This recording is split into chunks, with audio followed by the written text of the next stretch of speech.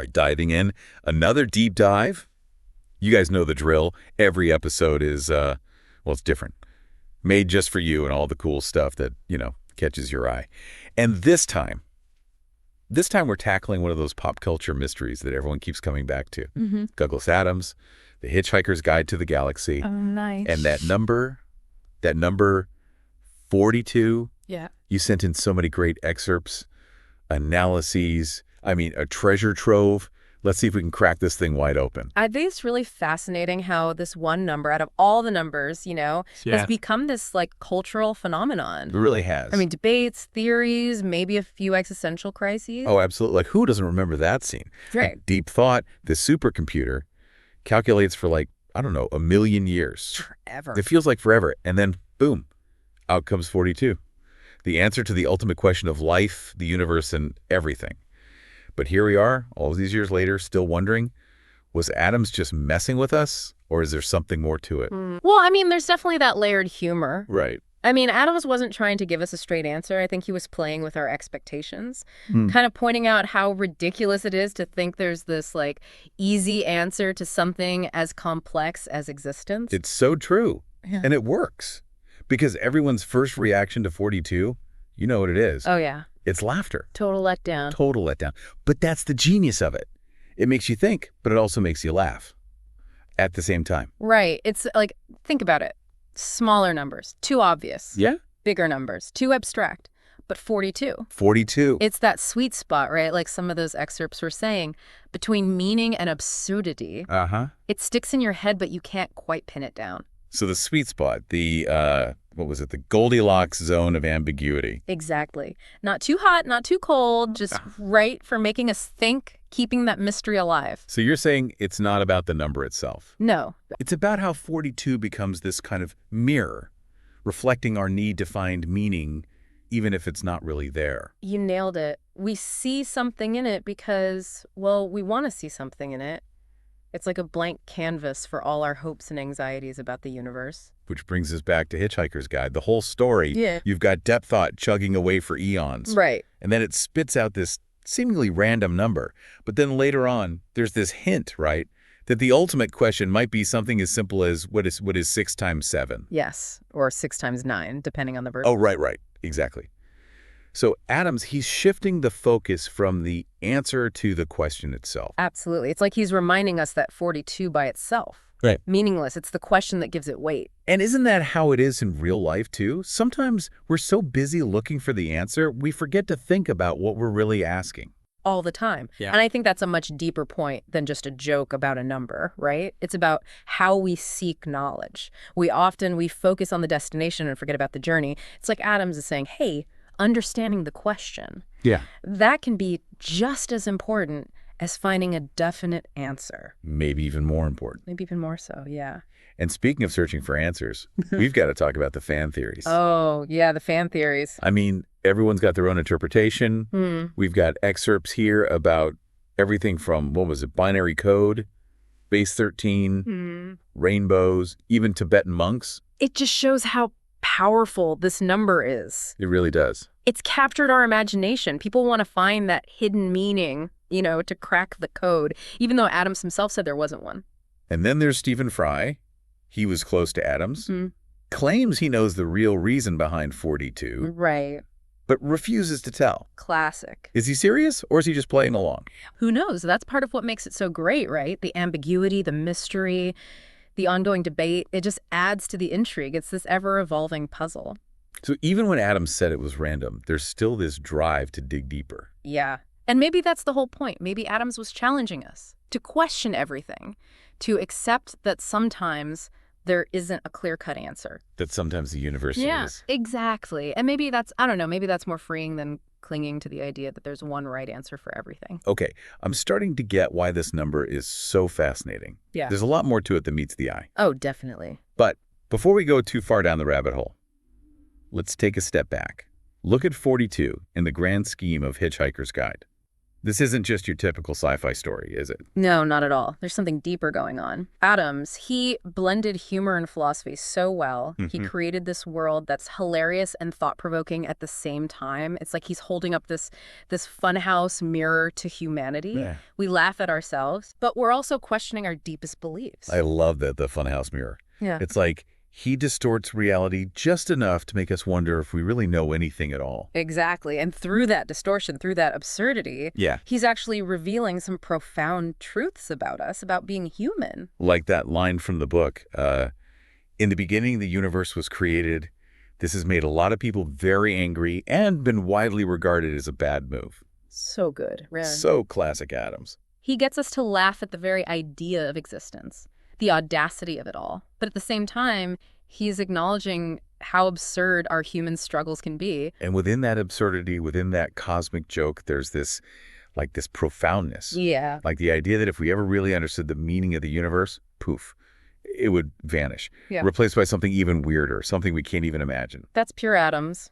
A playful nod to how knowledge is always changing. The more we learn, the more we realize we don't know. It's like that other line, the guide is definitive.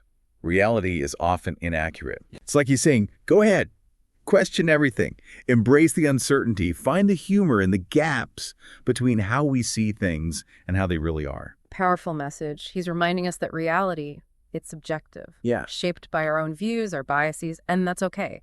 It's in that space of interpretation, that we find our own meaning. So coming full circle back to 42, it's more than just a random number. Mm-hmm. It's this symbol, this whole philosophy that Adams created, a challenge to look at the universe, our place in it, in a new way. It's a reminder that the search for meaning, that journey, that's often more important than the answer itself, and that sometimes the most profound truths are hidden in the most unexpected places. It really feels like we're starting to see how this one simple number ties into all these bigger ideas. I think so, yeah. 42 is just the tip of the iceberg. It's a way into a whole new way of thinking, one that embraces ambiguity and humor and never stops searching for meaning. You know, reading through all the excerpts you gave us, I noticed something. Some of these fan theories get pretty complex. Oh, absolutely. I mean, take the binary interpretation, for instance. 42 in binary code is 101010. Yeah, I saw that in one of the articles. I gotta be honest, though, binary code, it's always been a bit over my head. It's actually pretty straightforward. Binary code uses only 2 digits, 0 and 1. And with just those 2, it can represent any number or piece of data. It's the language computers use. So how does that connect to 42? Well, some people see 101010, the binary for 42, as a series of on-off switches, like some kind of code hidden inside the number. Oh, interesting. Like a secret message waiting to be deciphered. Exactly. And then you have the base 13 theory. In base 13, a different number system than our usual base 10, 6 times 9 actually equals 42. Wait, really? Whoa, that's bending my brain a little.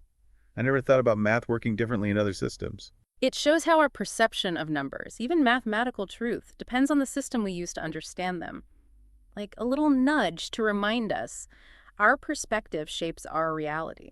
I'm starting to see how these fan theories, even the ones that seem silly, can lead to some big realizations.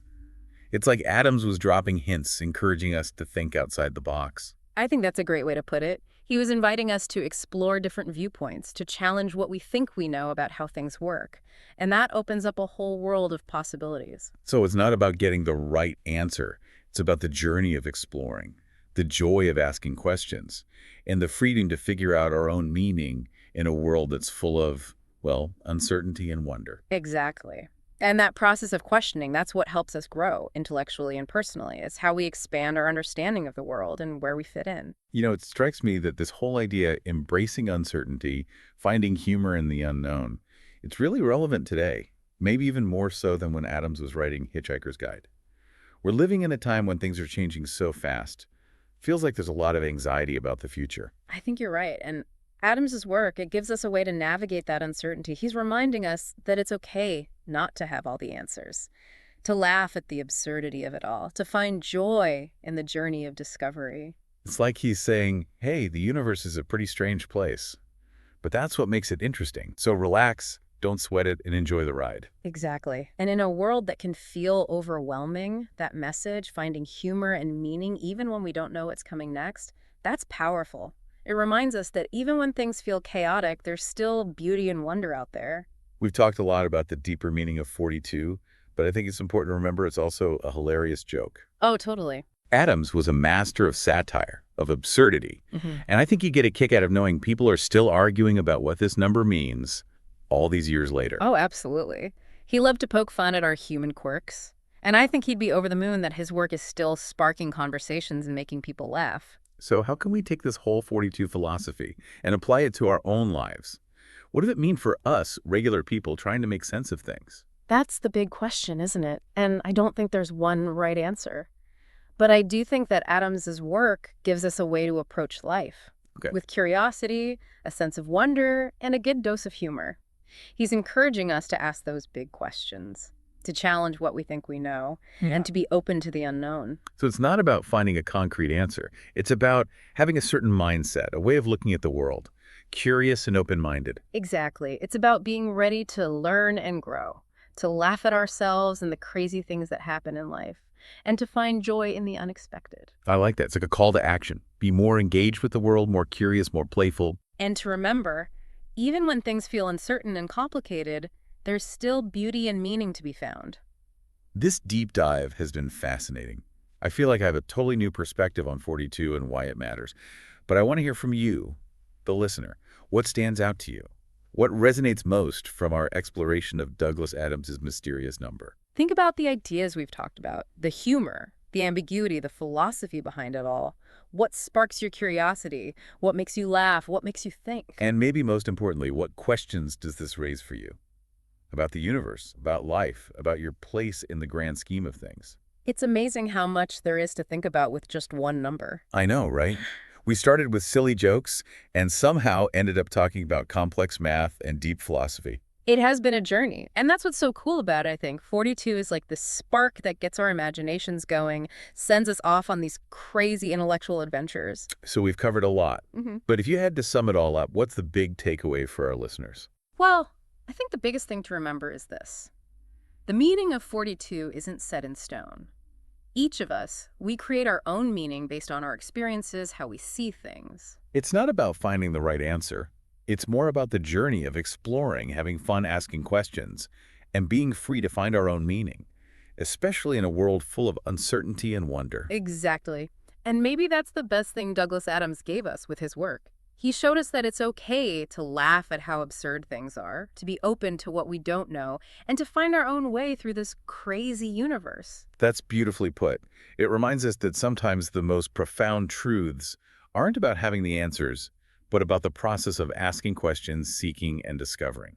So as we wrap up our deep dive into the curious case of 42, I want to encourage you, dear listener, to keep exploring, keep questioning, and keep searching for your own meaning in this wild and wonderful universe. And remember, even if you never find the ultimate answer to life, the universe, and everything, it's the journey that makes it all worth it. Who knows? You might even find your own version of 42 along the way. Thanks for joining us on this deep dive into 42. Until next time, keep those brains buzzing and those imaginations going.